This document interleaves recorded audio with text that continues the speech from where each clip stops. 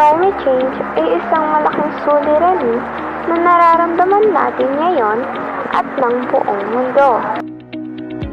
Dahil dito, naapektuhan ng tao, hayop, at ang mga halaman.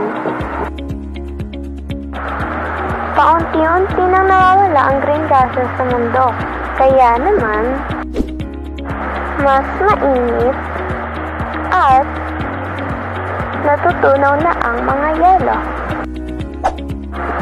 Paano ba natin ito maiiwasan? Iwasan ang magkautok. Iwasan ang pagputol ng puno.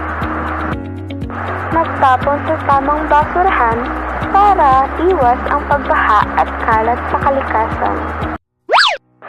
Bakit nga ba mahalaga ito? Kung hindi natin babawasan ng polusyon, lalala ang pagbaha at ang pagtuyot. Pero kung lahat tayo tutulong kahit sa maliit na bagay, mapapabagal natin ang climate change.